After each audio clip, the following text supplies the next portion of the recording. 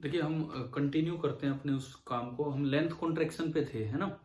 और एक क्वेश्चन मैंने दिया था, ये एक इक्विलेटरल ट्रायंगल है, साइड लेंथ कितनी ए, साइड लेंथ ए है, और बोला ये था कि अभी तो इसका पेरीमीटर 3a है, लेकिन अगर मैं इसको एक एंगल बाइसेक्टर के अलोंग चलाऊं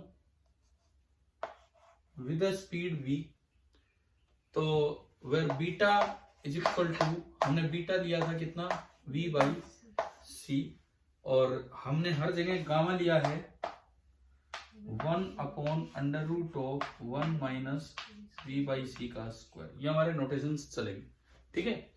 अब सवाल ये था कि कितना फाइनल पैरामीटर होगा। इस लेंथ पे कोई फर्क पड़ना है कि नहीं पड़ना? बिल्कुल नहीं पड़ना, क्योंकि मोशन उसके परपेंडिकुलर डायरेक्शन में। इसका मतलब ये वाली लेंथ तो बाद में भी ए ही रहेगी। अच्छा, ये जो लेंथ है, ये वाली लेंथ, इसके ना दो कंपोनेंट हो जाएंगे, इसके दो कंपोनेंट हो जाएंगे, एक ये और एक ये। अगर ये एंगल 60 डिग्री है, this is a cos 60 means a/2, and this is a sin 60 means √3a/2। अच्छा, इधर ही मोशन है, तो ये वाली लेंथ छोटी होगी या बड़ी होगी? लेंथ कॉन्ट्रैक्शन छोटी दिखेगी। ये मोशन में दिख रही है आपको, तो आप बाहर से देख रहे हैं, अर्थ से आप देख रहे हैं, और आपको मोशन में दिख रही है, तो आप एस फ्रेम से ऑब्जर्व कर रहे हैं और ये एस डैश मूव कर रहे हैं, तो आपको छोटी दिखेगी। अच्छा, ये जो नई लेंथ है, अगर छोटी दिखनी है तो डिवाइड बाई गामा, बड़ी दिखनी है तो into gamma. Divide by gamma करोगे तो ये मल्टीप्लाई हो जाएगा जाके, तो ये आपका बनेगा √3a/2 और इनटू √1 माइनस बीटा स्क्वायर। अच्छा, ये वाली जो लेंथ है इसमें कोई फर्क नहीं पड़ना, क्योंकि मोशन उधर है। ये वाली लेंथ कितनी रहेगी?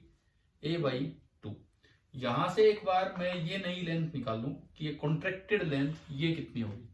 अच्छा, जितनी ये होगी बाई सिमेट्री उतनी ही ये होगी।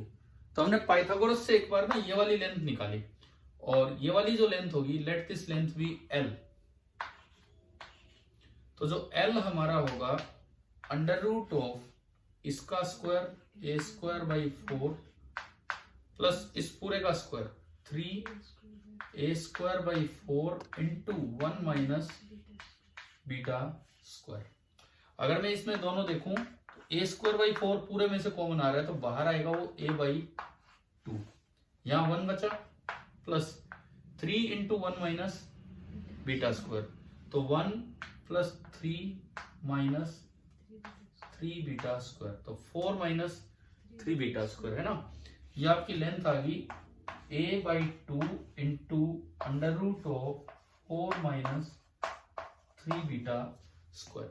तो जो फाइनल न्यू पैरामीटर है l plus l plus a means 2l plus a। Now 2l तो ये a हो जाएगा, तो ये आपका आया a into √4 minus 3 beta square, और एक प्लस a और है, a अगर मैं कॉमन भी लूं तो उसमें से तो 1, और ये आया 4 माइनस 3 बीटा स्क्वायर। यही आया था आपका आंसर, ठीक है। तो आगे ना मेथड समझो। चलो, तो एक काम और करके दिखाओ, इसको मूव कराओ, इसी सेम ट्रायंगल को parallel to one of the sides, और फिर निकालो न्यू पैरामीटर। अभी तो आपने एंगल बाइसेक्टर के अलोंग मूव करवाया था, इसी सवाल को रिपीट करो by moving parallel to one of the sides.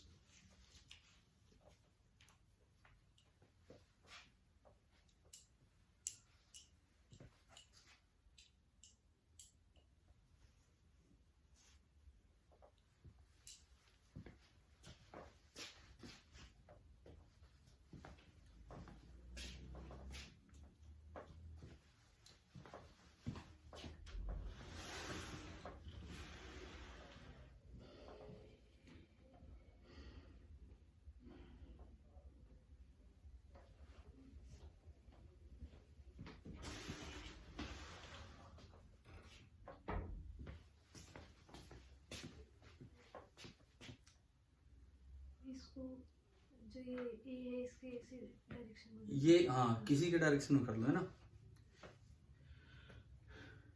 इसको तो मैं मिटाऊं दोबारा से।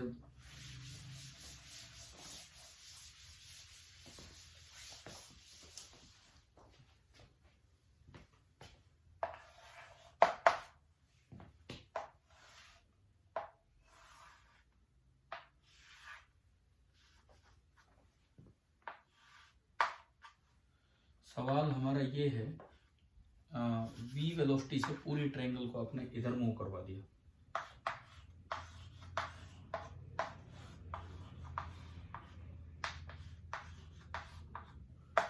Find the new parameter.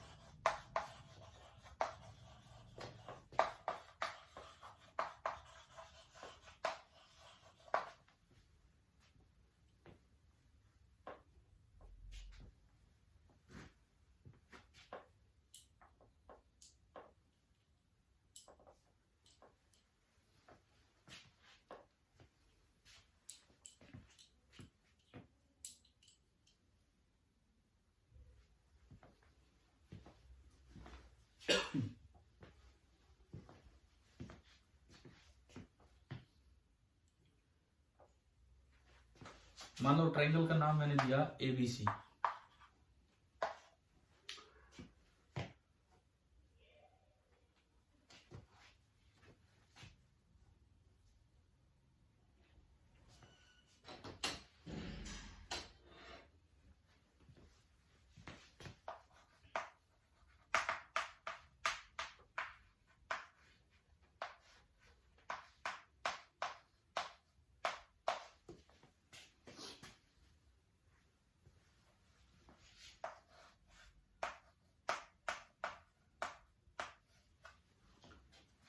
मैंने बोर्ड पे आंसर लिखा, अब देखो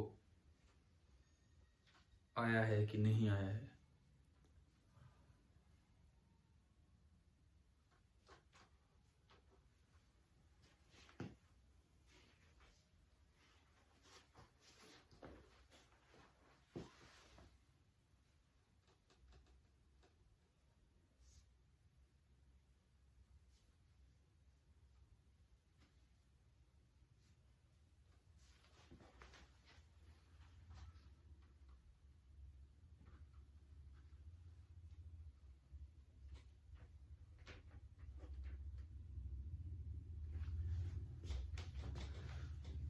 कुछ इससे मिलता जुलता।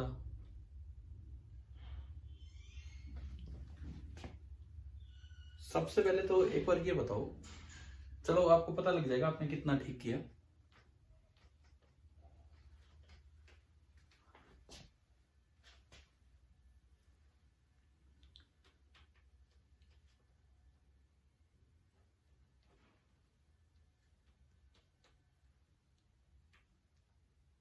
नहीं आया, एग्जैक्ट नहीं आ रहे। दूसरे वाला नहीं आ रहा, 4 माइनस। अच्छा देखते हैं, सुनो।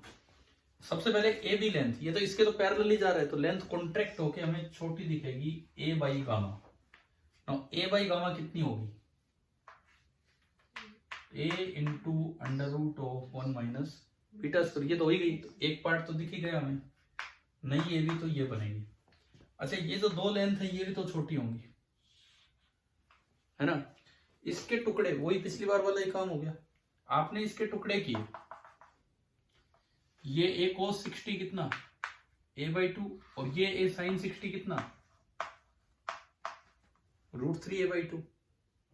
ये कॉन्ट्रैक्ट होगी, ये सेम रहेगी। तो जब आप मूविंग रोड को देखेंगे तो ये वाली लेंथ तो आपको दिखेगी √3 a/2, और जो ये वाली लेंथ है कितनी दिखेगी, a/2 डिवाइड बाई गामा। तो ये a/2 into under root of 1 minus beta square. यहां से ये नई लेंथ आपको पिछली बार की तरह L नजर आएगी, यस सर। है ना। यही किया था, कुछ गलत किया था? नहीं, ये क्या था? अच्छा, पाइथागोरस से L निकाला, अंडर रूट ऑफ इसका स्क्वायर, पहले वाले का स्क्वायर आएगा 3a² / 4 प्लस इसका square a² / 4 into 1 minus beta square.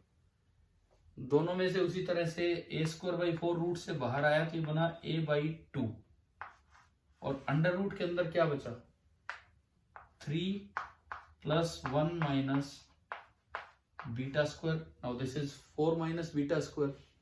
तो ये आपका आया a/2 into under root of 4 minus beta square. Check करो आपने ये ठीक किया था क्या? हाँ, यहाँ पे ये जो 4 है ना, ये बाहर ले लिया था 2 करके, तो ये नहीं, ऐसे नहीं लिया था. ये कैसे जाएगा बाहर, है ना? समझ आ गए? अब अगर आप फाइनली यहाँ जाते हो तो नया पैरामीटर होगा. एक तो ये length a into under root of 1 minus beta square और साथ में l और l और प्लस में 2l. 2l यहां से दिख रहा है, 2l यहां से दिख रहा है, a into 4 minus beta square का अंडर रूट. तो आपने ये इसमें पुट किया a into root of 1 minus beta square plus a into root of 4 minus beta square. और अगर मैं यहां से देखूं तो ये आपका आंसर. लेंथ कॉन्ट्रैक्शन पे कुछ समझ आया कैसे करने हैं, है ना? देखो हमने लोरेंस ट्रांसफॉर्मेशन पढ़े. थोड़ा फायदा ये है कि हम जैम के लिए पढ़ रहे हैं तो हमें एक एक प्रूफ पे नहीं जाना पड़ रहा. अगर आप यूनिवर्सिटी एग्जाम के लिए पढ़ोगे तो ये क्वेश्चन नहीं आते वहां ज्यादा फिर वो प्रूफ आते हैं ना. यहाँ उनकी समझ बनती है कि ये फॉर्मूले अप्लाई कैसे करने हैं. ठीक है, चलिए आगे बढ़ते हैं. इसी में एक और चीज कराता हूँ. ये जो हम जो क्वेश्चंस ले रहे हैं इस तरह के, ये एक बुक होती है फिजिक्स में, इरोडो. सुना है नहीं सुना है नाम? नहीं पता है. प्रॉब्लम बुक है बस. और एक 11वीं का बच्चा इसको बहुत अच्छी किताब मान के इसको सोल्व करता है फॉर IIT JEE, है ना? उसमें ये रिलेटिविटी भी है, मतलब कुछ सवाल तो मैं वो सारे आपको धीरे धीरे करके कर रहे हैं. इतना होने के बाद ऐसा नहीं कि जैम का सवाल नहीं होगा, आराम से हो जाएगा, है ना? देखिए इसी से मैं ले रहा हूँ. मैं आपको असाइनमेंट बना के दे दूंगा, कुछ सवाल इसमें थोड़ा सा 1-2 टॉपिक्स कवर हो जाए, फिर उसके बाद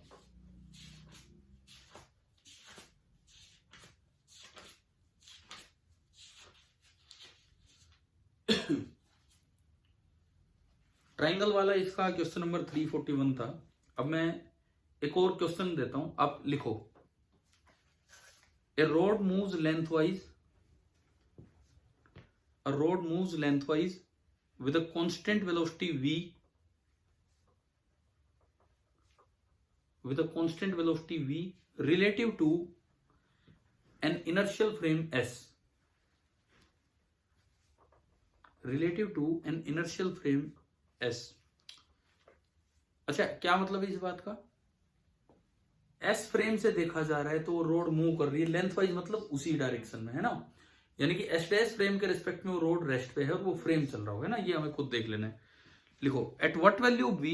अब क्वेश्चन क्या है वो है at what value of v will the fractional change, at what value of v will the fractional change in length of the road, will the fractional change in length of the road in the frame S be eta. eta symbol आता है बनाना. In the frame S be eta. ये कह रहा है कि अगर S frame से उसको देखा जाए उस रोड को, तो उसमें जो फ्रैक्शनल चेंज अगर eta है तो उसकी स्पीड क्या होगी. अच्छा, जब भी कभी ये सवाल आते हैं पहले अपने फ्रेम बनाया करो ढंग से ना. अपने वही दो फ्रेम. अच्छा, कई बार सवालों में K1 K2 बोल देते हैं हम, उनका नाम S और S डैश बोलते हैं. अब इस सवाल में भी K1 K2 था. इस तरह से हमने क्या किया, अपना फ्रेम बनाया. Let this frame be S. इसको हम हमेशा मान लेते हैं एट रेस्ट. एक सेकेंड फ्रेम मैंने बना दिया S dash moving along x axis with a velocity v. फिर हमें एक रोड लेनी होगी और वो जो रोड हम बनाए, हमें ये पता हो कि भाई इस फ्रेम में वो रोड रेस्ट पे है, S डैश में रेस्ट पे और S के लिए मूविंग है ना. इस रोड की जो प्रॉपर लेंथ है, प्रॉपर लेंथ वर्ड यूज किया था हमने, proper length L note. L note is the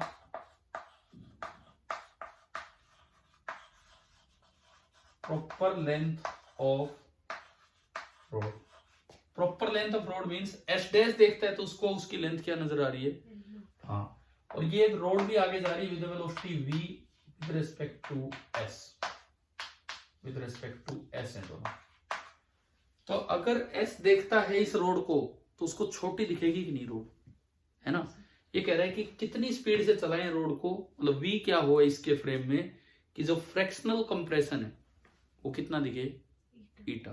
fractional compression क्या होता है, कंप्रेशन अपॉन प्रॉपर लेंथ। देखो कंप्रेशन तो होगा, मान लो ये लेंथ L नोट है और छोटी लेंथ L दिख रही है, तो कंप्रेशन तो होगा L note minus L। Fractional compression का मतलब है कंप्रेशन अपॉन प्रॉपर लेंथ, और परसेंटेज कंप्रेशन की बात करता है तो जो फ्रैक्शनल कंप्रेशन आए उसको इनटू 100। हाँ, ये इस तरह से लेने होते हैं। कीजिए तो एक बार आप ट्राई।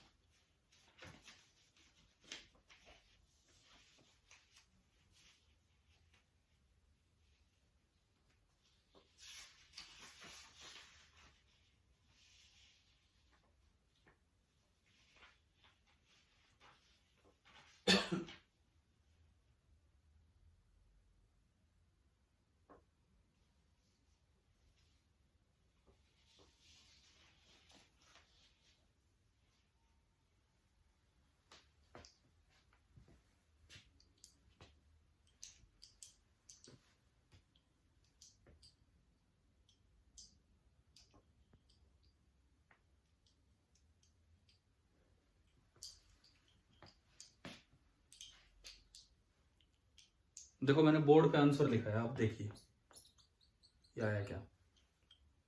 एक बार ये फ्रैक्शनल कंप्रेशन बताना please। देखिए मान लो प्रॉपर लेंथ L नोट है, रोड की प्रॉपर लेंथ L नोट है, लेकिन जो लेंथ S को नजर आए वो थोड़ी कम होगी, L होगी। यहां से अगर मैं कंप्रेशन की बात करूं, कंप्रेशन कितना कम हुई तो L नोट माइनस L।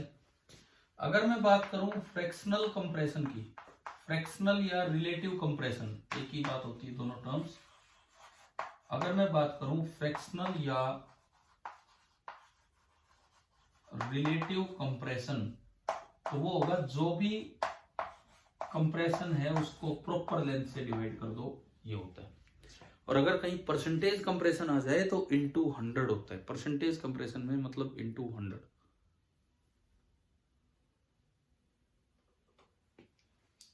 अब आप इससे एक बार ट्राई कीजिए, ये आंसर है।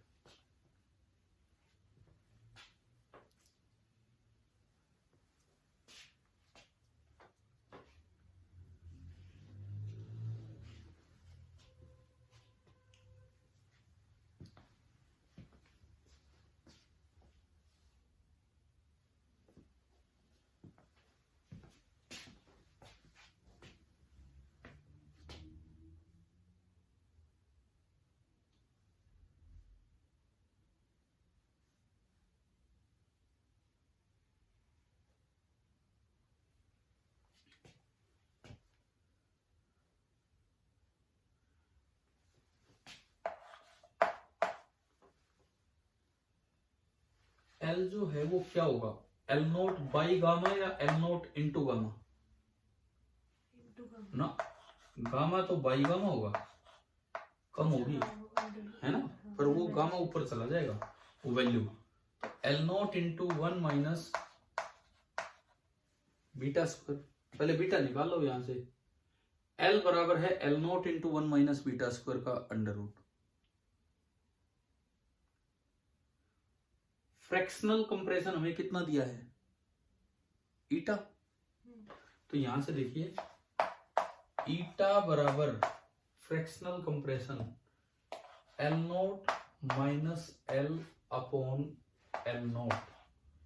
आप अलग अलग डिवाइड करोगे तो ईटा बराबर आ रहा है 1 minus L upon L naught, और एल अपॉन एल नोट यहां से निकाल लो। L upon L naught is under root of 1 minus L upon L naught is under root of 1 minus beta square. आ रहा है समझ? ठीक है, ये आपने उसमें पुट किया, ये आपने उसमें पुट किया, तो ईटा बना, ईटा बराबर 1 minus L upon L naught is under root of 1 minus beta square. इस under root of 1 minus beta square को इधर उठा लो और ये आ गया 1 माइनस ईटा। मुझे एक बार बीटा तक पहुंचना है, आ रहे समझ? Squaring both the sides, 1 minus beta square is 1 minus eta square. आपने इसको ओपन किया तो 1 minus beta square is whole square 1 plus eta square minus 2 eta. 1 से 1 कैंसिल हो गया। इस माइनस को उधर एडजस्ट करके अगर मैं बीटा निकालता हूं तो अंडर रूट ऑफ, तो ये बना 2n माइनस ईटा स्क्वायर। भाई माइनस उधर गया तो 2n माइनस ईटा स्क्वायर में से ईटा कॉमन लिया तो क्या बचेगा, 2 माइनस ईटा। बताओ एक बार ये क्लियर हुआ क्या?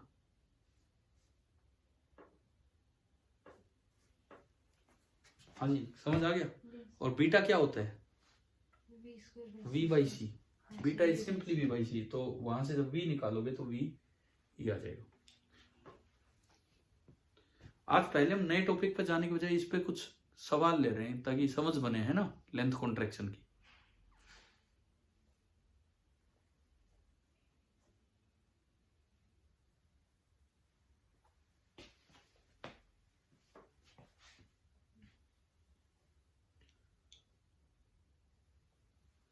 ओके अच्छा देखो, और इसमें किस तरह की चीजें आ सकती हैं इसी में लेंथ कॉन्ट्रैक्शन में।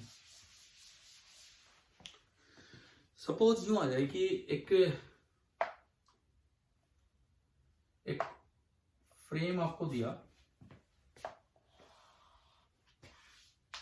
एस डैश, ये फ्रेम एस डैश है और ये फ्रेम एस डैश ना ऊपर जा रहा है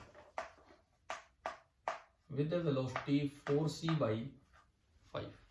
ठीक है, ये एक्स डैश एक्सिस है और ये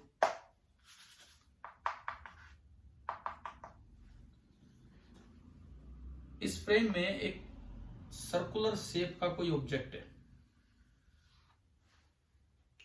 और इस सर्कल का जो रेडियस है वो रेडियस कितना है, 5। ठीक है, तो इसकी जो इक्वेशन ऑफ पेरिफेरी मतलब बाउंड्री, इतना तो हम गणित जानते हैं। हाँ, इसकी जो इक्वेशन नजर आएगी वो आएगी x dash square plus y dash square is equal to 25। आ गई समझ? ये तो किस फ्रेम में है, ये सब इक्वेशन ऑफ पेरिफेरी, ये इक्वेशन, ये सब, ये तो है with respect to S dash. और ये जो एस डैश है ये ग्राउंड के रिस्पेक्ट में ऊपर जा रहा है, कितनी वेलोसिटी से, 4c/5 से। अब यहां पे एक और फ्रेम बैठा है,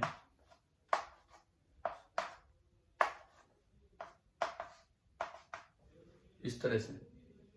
ठीक है, और this is eight rest on ground. ये फ्रेम आपका है S.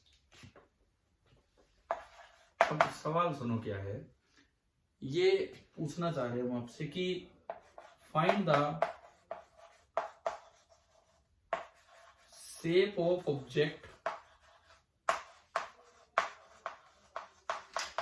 With respect to S. एक तो ये, दूसरा find the equation of periphery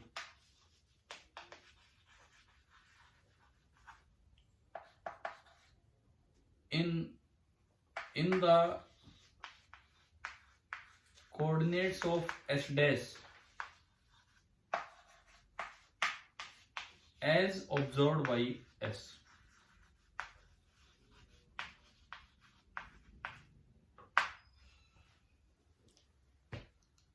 एक तो इस s को उस सर्कल की शेप कैसी नजर आएगी, और दूसरा s से पूछा जाए कि भाई s डैश की इक्वेशन, s डैश के ओरिजिन को लेते हुए मेरी बाउंड्री की इक्वेशन क्या बनेगी। वो ये दो सवाल हो गए हमारे, है ना।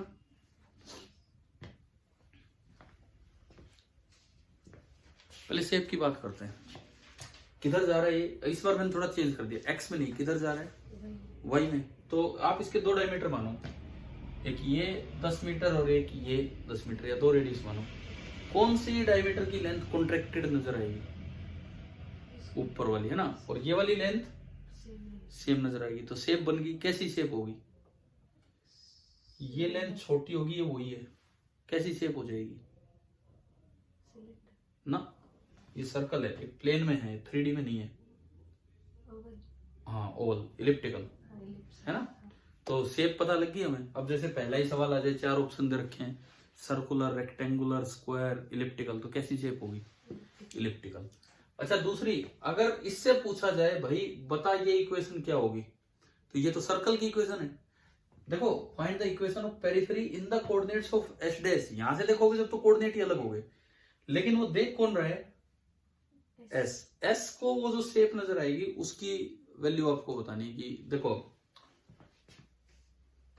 ये जो लेंथ है, पूरी लेंथ कितनी है, 10। ये पूरी लेंथ 10। तो बाद में एस को ये लेंथ तो 10 ही नजर आएगी, परंतु ये वाली लेंथ कुछ कम नजर आएगी। कितनी नजर आएगी, ये L बराबर L naught upon gamma, L naught into under root of 1 minus beta square. L naught कितना है, प्रॉपर लेंथ 10 है। तो ये जो डायमीटर है L/2, L/2, तो ये जो डायमीटर है L, this is equal to L naught 10 under root of 1, beta निकालो पहले, V/C। V/C कितना, 4/5, 4/5, उसका स्क्वायर किया 16/25, ये आएगा 9/25। अंडर रूट लोगे तो 3/5 इंटू 10, 6। ये वाली लेंथ कितनी होगी, 6 होगी, और वो वाली लेंथ कितनी है, 10। तो अब अगर मैं जो फाइनल शेप इसकी बनाऊं, इसके फ्रेम में जो इसकी शेप बनेगी, क्या यही चीज कुछ ऐसी शेप गेन कर लेगी कि नहीं, जिसमें ये वाली लेंथ तो पूरी पूरी 10 है, और ये वाली लेंथ 6 है, और ये वो एस डैश है, और इस एस डैश के फ्रेम में आपको बताना है। तो बताओ इसकी इक्वेशन क्या बनेगी। अब इसका semi major axis 5, semi minor axis 3, ये 5 ये 3। अब इलिप्स की क्या इक्वेशन होती है, एक्स स्क्वायर अपॉन ए का square 25 plus Y square upon B का स्क्वायर 9। देखो दो सवाल हो गए इसमें, एक में, है ना। एक तो शेप कैसी दिखेगी, और एक उसके कोऑर्डिनेट्स को अगर ये देखता है तो इक्वेशन क्या देगा। तो इवन हमें इक्वेशन भी निकालनी आ गई, ठीक है।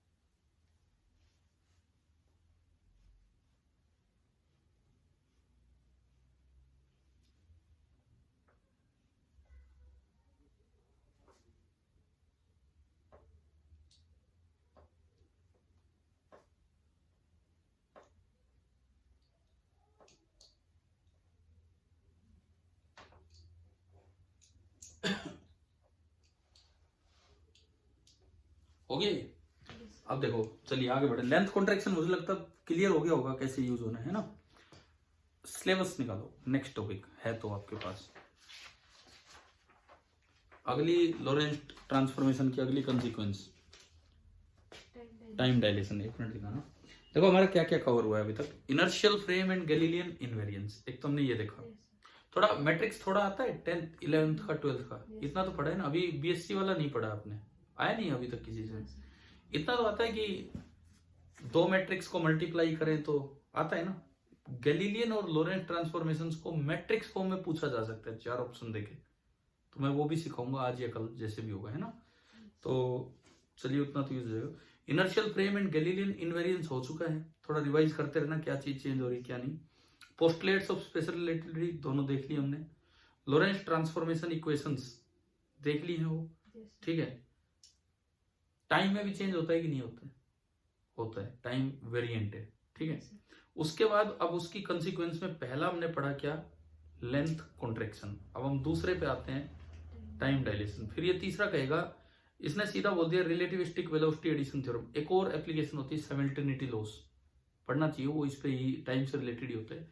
लेकिन अभी आज स्टार्ट करते हैं टाइम डायलेशन। तो कंसिक्वेंसेज ऑफ लोरेंट ट्रांसफॉर्मेशन आपने हेडिंग डाल रखी होगी, और उसमें दूसरी कंसिक्वेंस ये स्टार्ट हो रही। पहली थी लेंथ कॉन्ट्रैक्शन, आप देख लो एक बार। सेकेंड हम स्टार्ट कर रहे हैं टाइम डायलेशन।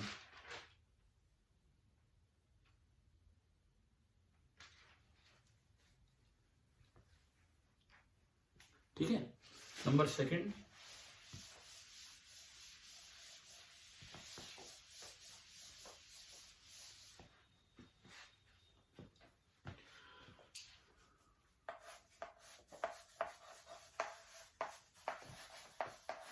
डायलेट करना मतलब थोड़ा सा बढ़ा देना, कॉन्ट्रैक्ट करना मतलब थोड़ा छोटा कर देना, डायलेट करना मतलब थोड़ा बढ़ा देना, है ना।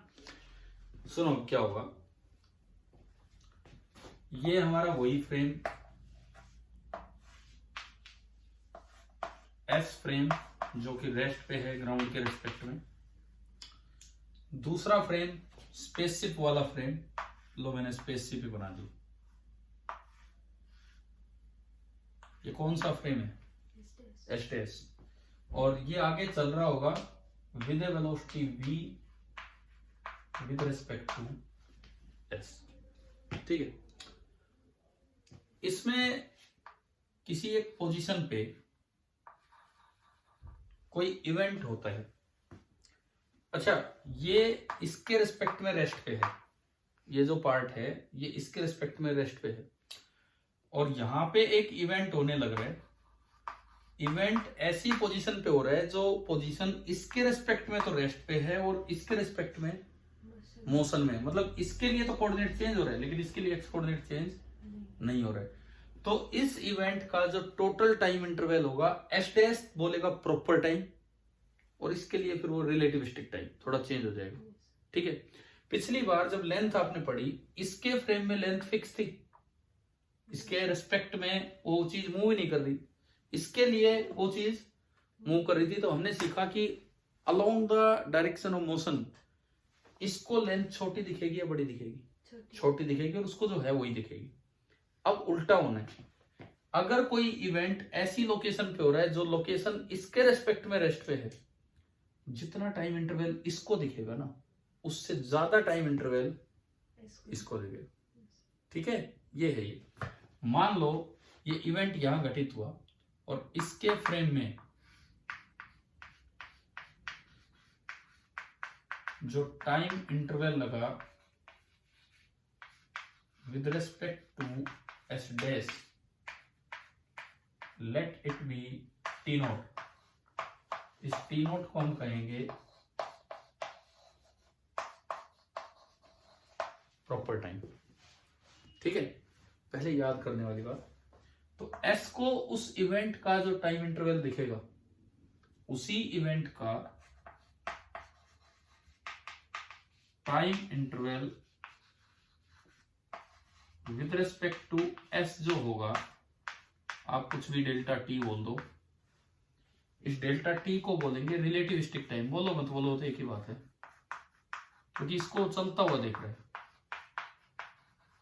टाइम डायलेशन का मतलब है कि delta T will be greater than, देखो इन सवालों में दिक्कत कहां आएगी, यही पहचानना होगा गामा से मल्टीप्लाई करना है या गामा से डिवाइड। बच्चा गलती क्या कर जाता है, वो दिया इसका टाइम है वो मान इसका लेता है, या दिया इसका है वो मान इसका लेता है। तो थोड़ा इसको पहचानना है ध्यान से हमें, है ना।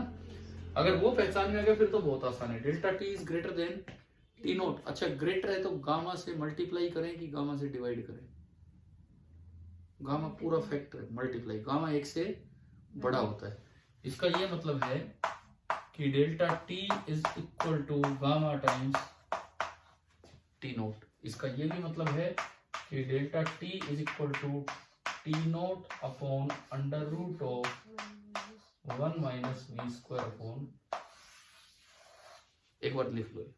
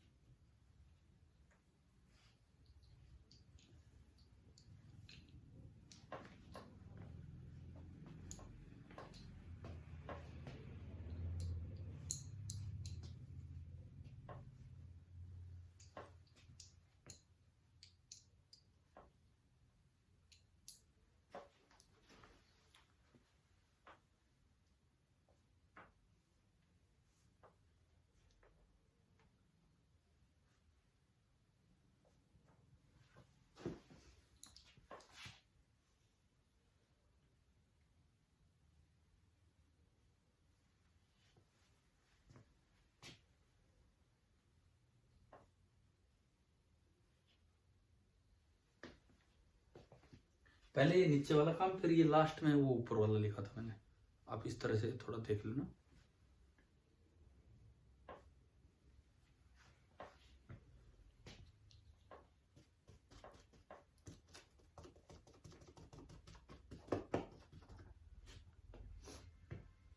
हो गया।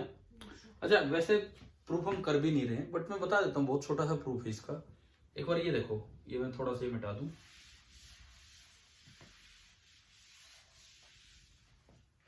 मान लो इसके फ्रेम में जिस लोकेशन पे वो इवेंट हो रहा है वो पोजीशन फिक्स है, कितनी है? एक्स डैश है। मान लो इवेंट स्टार्ट हुआ t1 डैश टाइम पे और इवेंट फिनिश हुआ इसके फ्रेम में कितने टाइम पे? At the location x dash. Let the event occurred at a location x dash in frame of s dash and it started at time t1 dash and it get finished at time. इसका मतलब जो proper time है t note, मैं उसको लिख सकता हूँ t2 dash minus t1 dash. अब इधर आओ, ये एक और भाई बैठे थे यहाँ, इसने t1 डैश को तो बोला t1 क्योंकि टाइम भी अलग है, और इसने t2 डैश को क्या बोला? t2। तो जो इनके लिए डेल्टा टी होगा this will be equal to t2 minus t1, यही होना है। अब कल हमने टाइम लिखना सीखा था, मैं आपको याद दिलाऊं, t dash is equal to t minus V X या एक्स वी अपॉन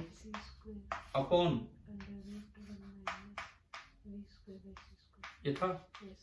लेकिन अगर t डैश इधर हो, x डैश इधर हो, तो यहाँ क्या हो जाएगा? प्लस, पढ़ा था।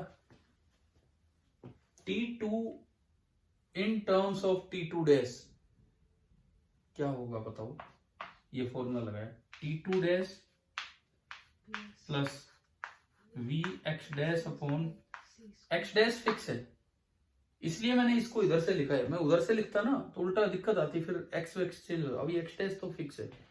तो T2 dash plus V X dash upon C square divide by under root of 1 minus V square upon C square, और माइनस T1 क्या लिखूं इस फॉर्मूले से, T1 dash plus V X dash upon C square upon under root of 1 minus V square by C square. अच्छा देखो ये LCM same है, आ गया, ये कट गया, ये क्या बचा, T2 dash minus T1 dash upon under root of 1 minus, now 1 upon under root of 1 minus v square, c square is gamma, and T2 dash minus T1 dash is proper time, that is T naught। आ गया समझ, ये तो proof है, इस jam में काम नहीं आना, बट इतना बड़ा नहीं था इसलिए मैंने आपको बता दिया, समझ आ गया है। अब लिखना चाहो तो इसको लिख सकते हो, नहीं तो कोई बात भी नहीं है, ठीक है। अच्छा कोई जरूरत नहीं निखास, बाकी लिखना हो तो मन करे तो घर जाके लिख लेना। अच्छा अब सुनो, चीज कैसे समझनी है हमें, अगर कोई मूविंग लेंथ है,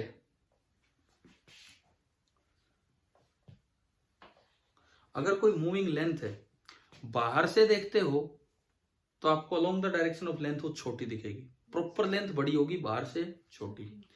अगर कोई मूविंग क्लॉक है, मूविंग क्लॉक, उसके फ्रेम में आप टाइम मेजर कर रहे हो तो टाइम कम दिखेगा, लेकिन बाहर से वो टाइम कैसा होगा, थोड़ा ज्यादा होगा। ये जो पार्ट है इसको क्या बोलते हैं हम, टाइम डायलेशन। ठीक है, करें एक आधा सवाल इस पे भी, टाइम डायलेशन पे, इसको यूज करके देखते हैं कि कैसे यूज होगा। एक क्वेश्चन लिखना आप, 2 ऑब्जर्वर्स डैश लगा के लिख लो, A at rest on earth and B on a rocket ship whose speed is 2 into 10 is power 8 meter per second, 2 into 10 is power 8 meter per second, comma, both set their watches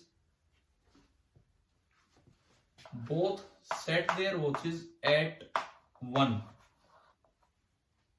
o'clock. Both that set their watches at 1 o'clock when the ship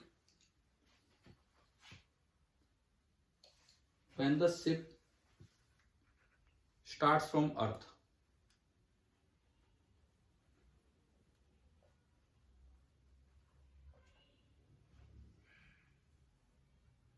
ठीक है, यहां तक समझ आया? लिखो, when, full stop के बाद आगे एक सवाल जो है वो, when watch of A reads 130, when watch of A reads 130, he looks at watch of B, through a telescope.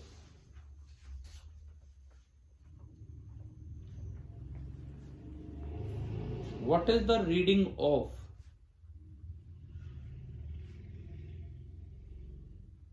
watch of B at that time?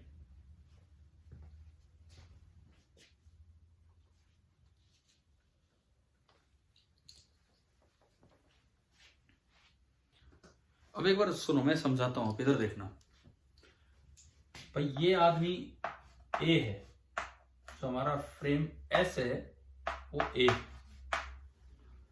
और जो रॉकेट शिप लेके निकल लिया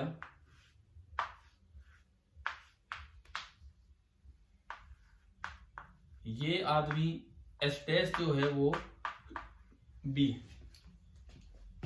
ठीक है, यहां कोई इवेंट हुआ, कितनी देर में कोई इवेंट हुआ हो, ए ने अपने हिसाब से उसका टाइम मेजर किया तो आधा घंटा टाइम आ रहा है भाई। 1 बजे स्टार्ट हुई थी, मान लो इवेंट यहां से स्टार्ट हो गया था और अब उसने देखा इवेंट खत्म हुआ है। ए ने उसका टाइम कितना मेजर किया है, 1:30 मतलब हाफ आवर।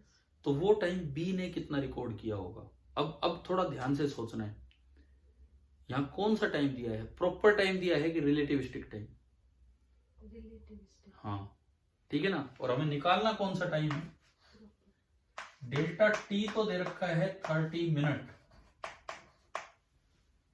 और हमें निकालना कौन सा टाइम है। यार सवाल में यही तो गलती हो जाती है, पता ही नहीं लग पाता बच्चे को कौन सा दे रखा है कौन सा पूछा। समझ में आया।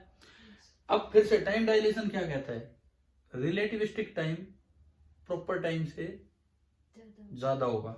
It means delta T is gamma times T note. It means T naught will be equal to delta T by gamma. तो डेल्टा T by गामा करोगे तो ये इंटू आ गया 1 माइनस। अब पहले बीटा निकाल लो। बीटा कितना, V by C। V by C शायद 2/3 आ रहा होगा, है ना, जो हमने वैल्यू ली है। फिर आपने उसमें बीटा स्क्वायर पुट किया तो गामा निकला, गामा नहीं, under root of 1 minus beta square under root of 1 minus 4/9। तो ये आ गया √5/3। तो जो टी नोट आएगा ना, डेल्टा टी नोट जो आएगा proper time, this is 30 minute, minute बाहर हटा दूं मैं, into √5/3। So this is 10√5 minute. √5 कितना होता है, 2.2। 22/484, 22/400, थोड़ा सा आइडिया ले ना। √5 पर √4 2 होता है, तो √5 होता है 2.2। ठीक है, 22/484। दिस इज नियरली 2.2 इंटू 10 कितना हुआ, 22 मिनट। तो जो टाइम ए को लग रहा है कि आधा घंटा हो चुका है, वो टाइम बी के लिए कितना था, केवल 22 मिनट। तो ए की घड़ी में अगर 1:30 हो चुके हैं तो बी की घड़ी में कितने होंगे, 1:22। हाँ, यहाँ पे 1:22 होंगे। तो आंसर आ गया 120। अभी बताओ थोड़ा सा तरीका समझ आ रहा है क्या। मैं इसमें एक चीज समझ आ रही है कि दिक्कत यही होनी है सवालों में, कौन सा दिया है कौन सा पूछा है। तो अभी हम थोड़ा, आज कुछ सवाल तो मैंने लिए आपके लेंथ कॉन्ट्रैक्शन पे, और अभी लास्ट में स्टार्ट किया टाइम डायलेशन, प्रूव भी कर लिया और उसका एक क्वेश्चन भी ले लिया। कल कुछ सवाल इस पे लेते हैं, ठीक है। समझ आ गए यहाँ, आगे कल।